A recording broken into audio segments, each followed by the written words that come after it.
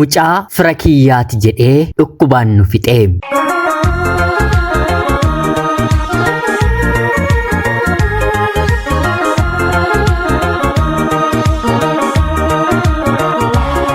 yeroodhaaf maqaa kiyya himachuun barbaadu kanan dhaladheetti guddadhee jiituu magariituu Oromiyaa keessattidha. Barnoota kiyyallee kutaa 1 hanga 10tti seeraan maatii koo biratti ergan baradhee xumuree booda sanaan booddee kolleejjii seeneen waggaa 3 baradheen barnoota miidwaayifiriitiin ogeessa deessistuu ta'een baradhees eebbifameera. Ijoollummaa kootii kaasee barnootumatti cimtuu waan ta'anii hin taaneef malee gosa barnoota fayyaa meedisinii dooktarii ta'uun abjuu koo ganamaa ture. Maatiin kiyya nama 7 isaan keessaa hangafoonni keenyi lamni barnoota meedisinii baratanii dooktara ta'uun waggoota muraasa biyya kana keessatti erga tajaajilaa turanii booda carraa addaa isaaniifeen gara biyya hambaatti imaluun haala gaariitiin hojjechaa ana dabalatee maatii keenyallee nu jajjabeessaa nu gargaaraa jiraachaa jiru. Jireenyi dhalachuu guddachuu gahuu keenya namni nu ilaala malee akkana uffannee yeroo deemnu madaa keessa keenya kan nu keessatti biqile kan baannee deemnu eenyuyyuu arguu nurraatiis mul'achuu hin danda'u.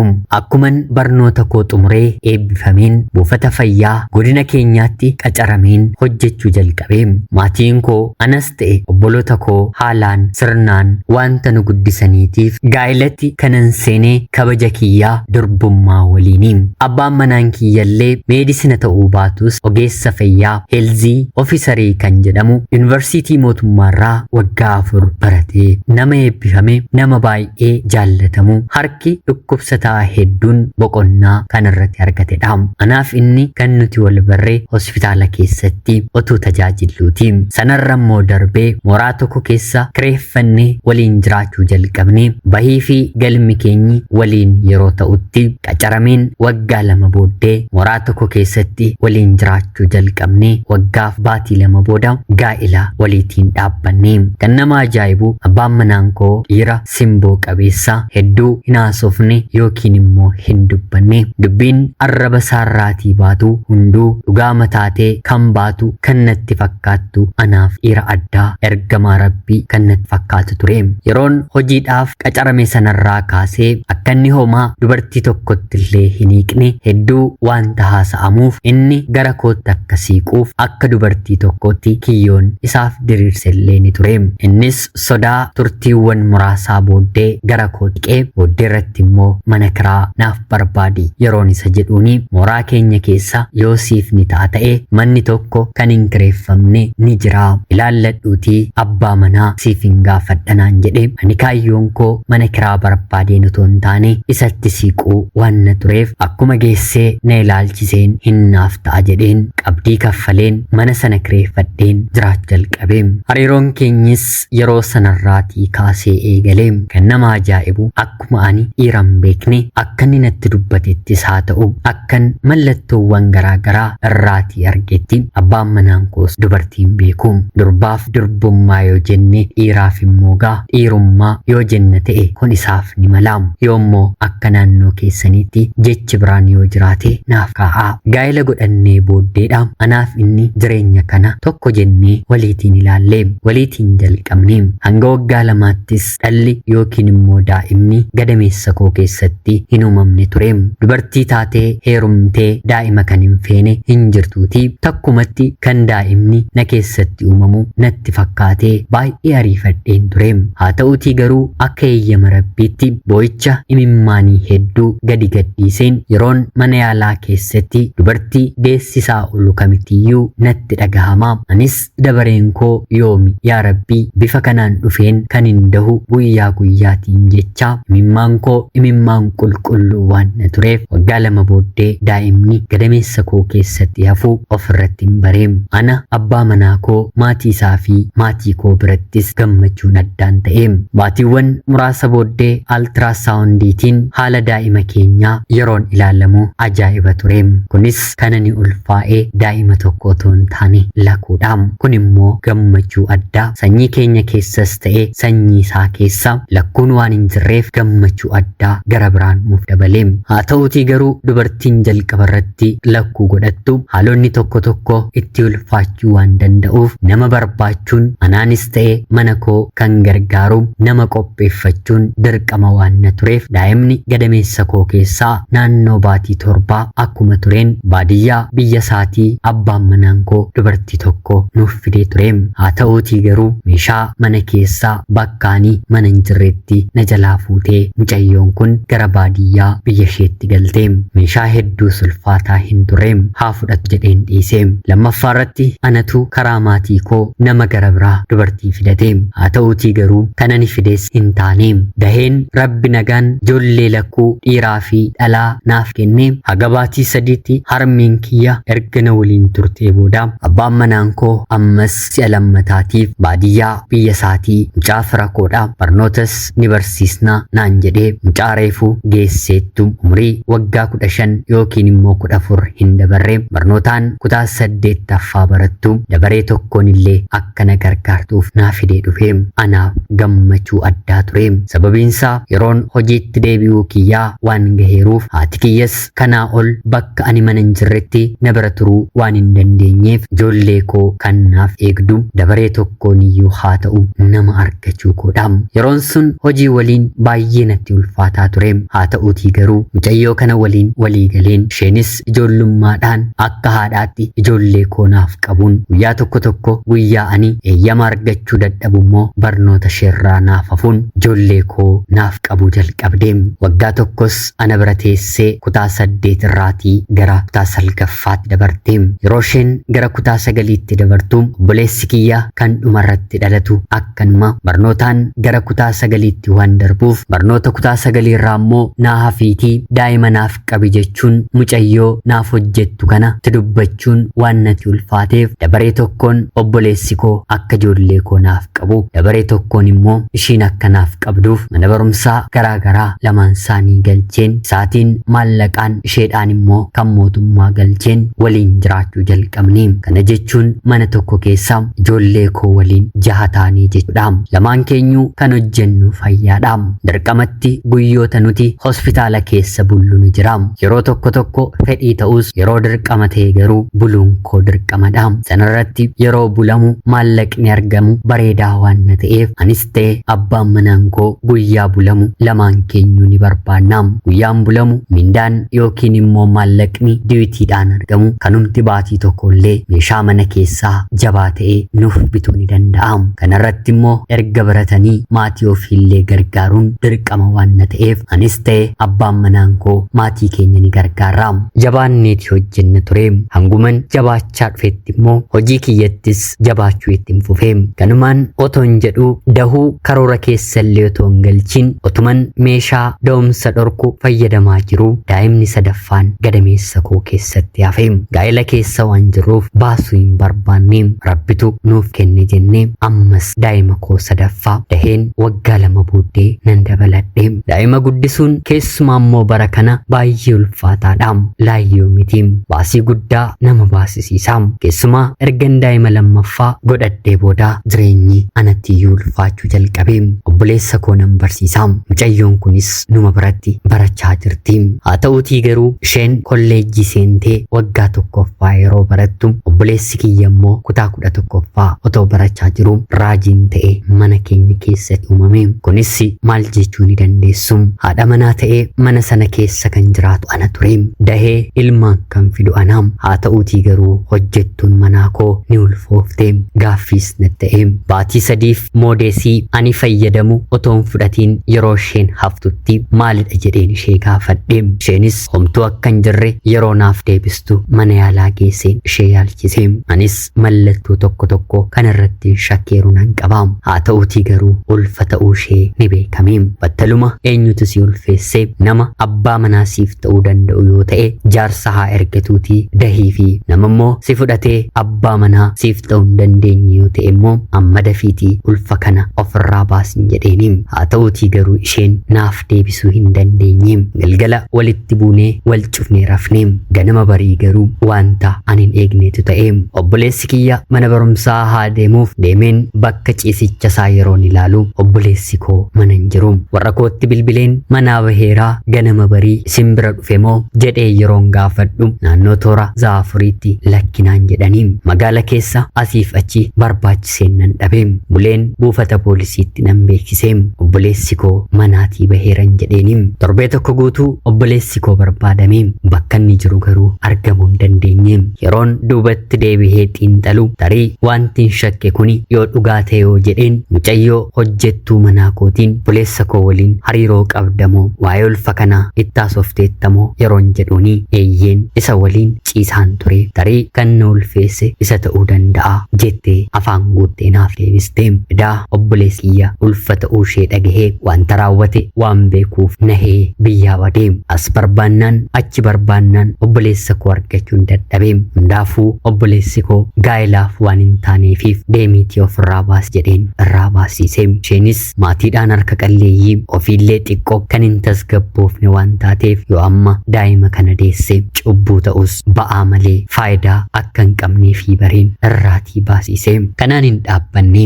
barnootuma isheellee haa xumurtu jedheen manuma kiyya hojjechaa ijoollee koo naaf qabaa mucayyoon kun akka turtu nan taasise. Obboleessi koo yeroo sanatti kan barnoota dhaabe bakka jiru waggaa fi baatii muraasa booddee nu beeksisee barnoota saachumaan dhiisee raayyaa ittisa biyyaatti dabalamee haga har'aattillee mana sana keessaa hin baane. Wallaalummaan ijoollummaan sodaa fi naasuun ilma dhiiraa abidda galchite. Mucaan baratee akka obboloota isaa doktara ta'a jennee abdiidhaan eegaa barsiisaan ture sababa mucayyoo kanaatiin manaa bahee deeme. Amma gaa obboleessi kiyya deeme mitiire mana kan jirru ammas jahaadha. Ijoollee sadii haadha manaaf abbaa manaa fi hojjettuu kana. Otuman ilaaluu hojjettuu kanatti baay'eetti bareedaa dhufe.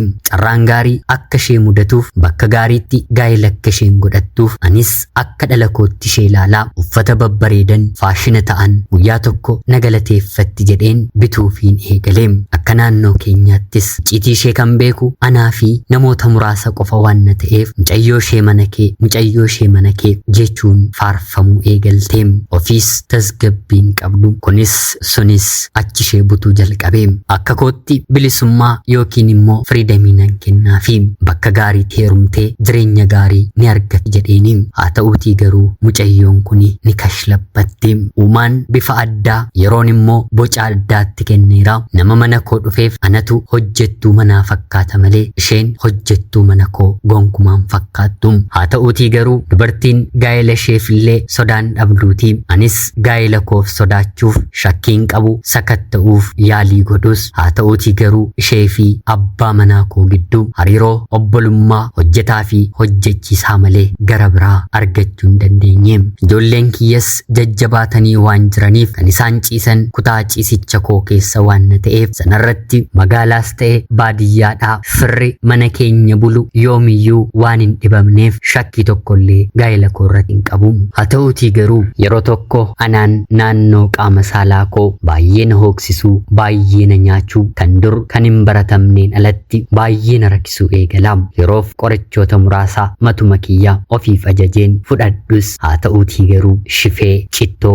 hooksisa gubaa malaa fi deemuu dadhabuu yeroon ni natti fidu. Kuni maali jedheen yeroon ilaalamu mallattoo dhukkuba cuphxootiin qabamuu koo natti himamaa. Yeroon fincaa'u baay'ee na gubaa amma na finceessisaa keessa teessuma kiyyaa na nyaataa itti naanna'ee cittoo yeroo natti ta'u yaa rabbii maali kun immoo eessaa natti dhufe anoo nama fayyaa barateedha. Rakkoon kun uumamuu kan danda'u nama biraa waliin yoo wal qunnamtii saalaa taasisanidha. Akkamittiin narratti mudatee moo gola koo keessa rakkootu jira jedheen nannahee abbaa manaa kootiinis nan gaafadhe. Isarratti garuu mallattoon kun gonkumaa hin jiru. Haa ta'uutii garuu akkuma naan qabate mucayyoo hojjettuu koo kana qabate dhugaan karaa biraa naaf bahuu baate karaa kana naa baate na dhukkuba jettee natti mattee miti. Haa ta'uutii garuu qorichaani fudhadhu oksitee yeroo isheen fudhattu mallattoon anarra jiran uffata kiyya irratti wantoonni mul'atan kan ishirrattis yeroo mul'atu ija kiyyaan argeeni.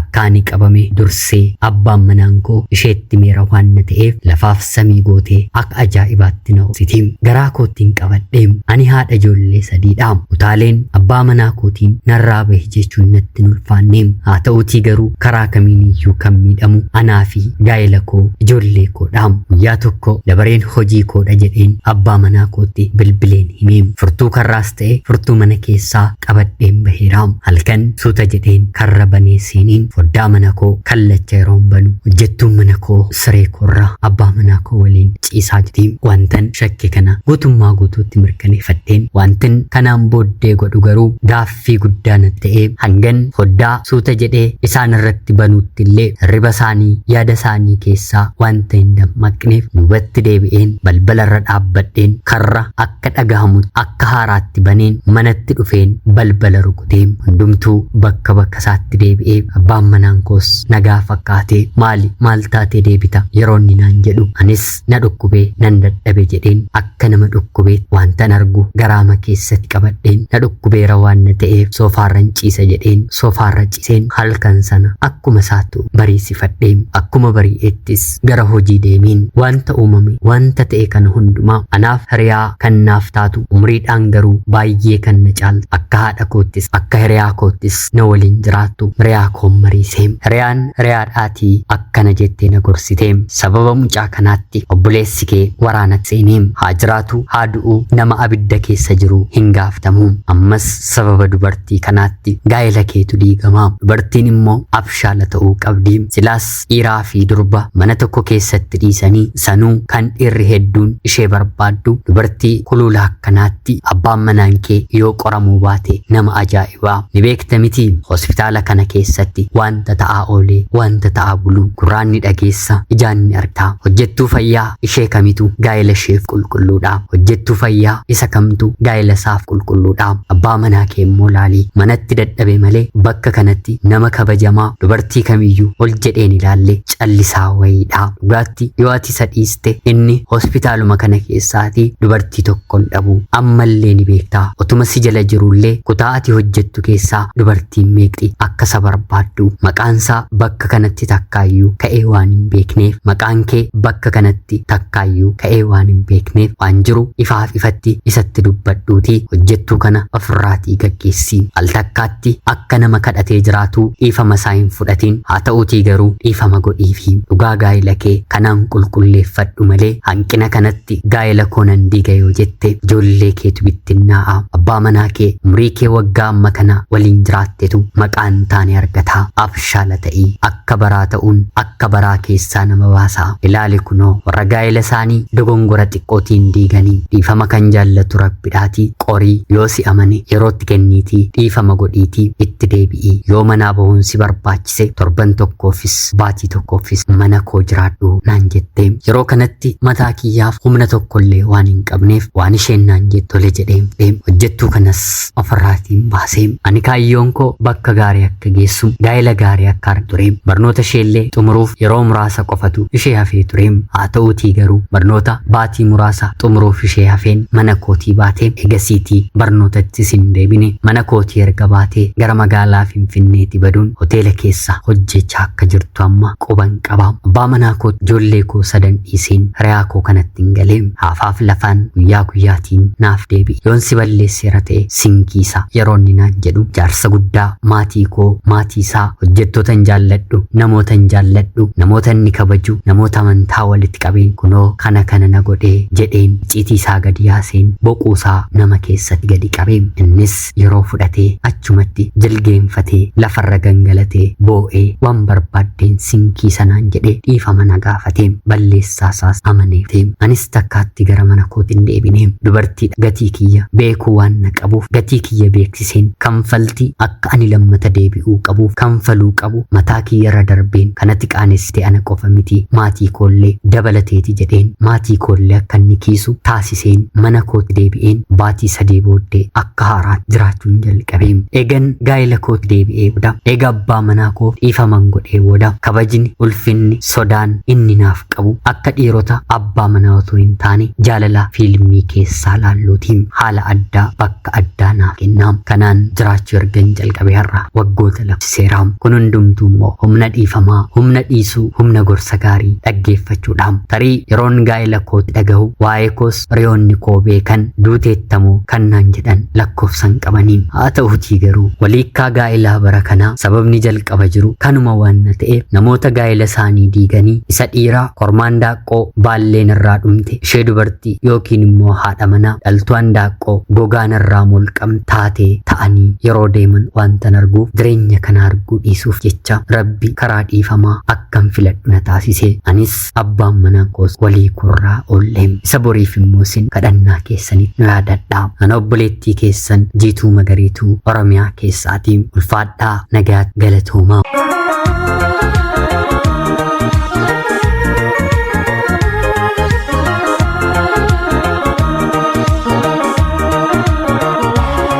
Yooyyaa shamaa akkam jirtu kabajamtoota hordoftoota qophii keenya nagaaf jaalalli tokkummaan bakka jirtan hundaatti hunda keessaniif haa ta'u jecha guyyaa irraallee seenaa ajaa'ibaa obboleettiin keenya tokko nuuf qoddee isiniif biseeniin ka'a akkasin irraa barattaniif hubannoo cimaa ta'e tokko irraa argattan homaa shakkii tokko illee hin qabu obboleettii keenya seenaa kee kana nuuf qooduu keetiif guddaa galatoomisiin jecha kabajamtoota hordoftoonni qophii keenya seenaa ishee dhaggeeffattan illee yaada keessan komentii jalatti nuuf qoodaa jecha qophiin sa'aatii kanaaf guyyaa irraaf isiniif qabadhee dhiyaadhee kanuma fakkaatti qopheessuuf qindeessuun isin waliin kanan ture ani gammachiis tashoomidha seenaa barsiisoo fi bashannansiisoo gara biraatiin haga walitti deebinutti bakka jirtan maraan turtii gaarii.